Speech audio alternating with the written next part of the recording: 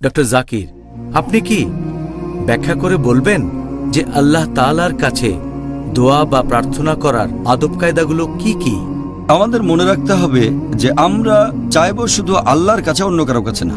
আল্লাহ পবিত্র কোরআনে বলেছেন সূরা ফাতিহা অধ্যায় নম্বর 1 আয়াত নম্বর 5, ইয়াকা নাবুদু ওয়া ইয়াকা নাস্তাইন। আমরা তোমার ইবাদত করি, শুধু তোমার সাহায্য চাই। আমরা চাইব শুধু আল্লাহর কাছে।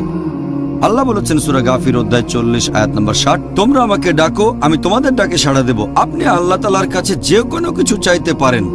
হতে পারে ছোট কিছু জিনিস অথবা বড়, সমস্যা নেই। আপনি আল্লাহর কাছে যে কোনো জিনিস চাইতে পারেন। আর এছাড়াও আমরা আল্লাহ তাআলার কাছে কিছু চাইব বিনয়ের সাথে আর নম্রতার সাথে। এটা 3 নম্বর পয়েন্ট। 4 নম্বর পয়েন্ট, যখন আল্লাহর কাছে কিছু চাইব তখন আল্লাহর উপরে ভরসা করব যে ইনশাআল্লাহ আল্লাহ আমাদের দোয়া কবুল করবেন ইনশাআল্লাহ। 5 নম্বর, আমরা আল্লাহকে ডাকবো ভয়ের সাথে। আমাদের থাকবে তাকওয়া, আল্লাহ সুবহানাহু ওয়া তাআলাকে ভয় করব।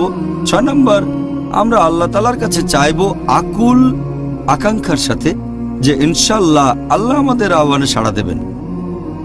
এই 6টা পয়েন্ট বাদে আরো কিছু ব্যাপার আছে যেগুলো গুরুত্বপূর্ণ। যখন কেউ আহ্বান করলে ভালো।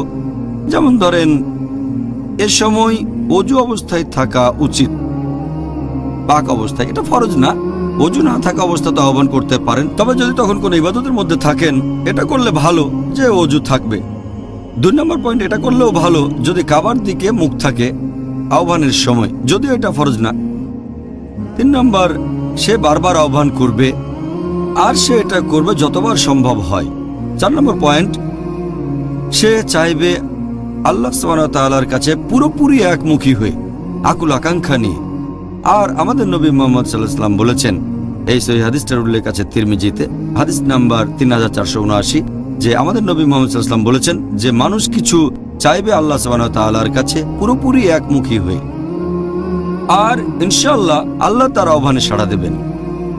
আর আল্লাহ সুবহানাহু ওয়া তাআলা তাকে পছন্দ করেন না যে কিছু চাইবে কিন্তু তার মন তুচ্ছ জিনিস নিয়ে ব্যস্ত থাকে, যার মন একমুখী নয়। এই হচ্ছে আল্লাহর কাছে আমাদের আহ্বান করার বেশ কিছু আদব কায়দা। জাযাকাল্লাহ খায়র ডক্টর জাকির।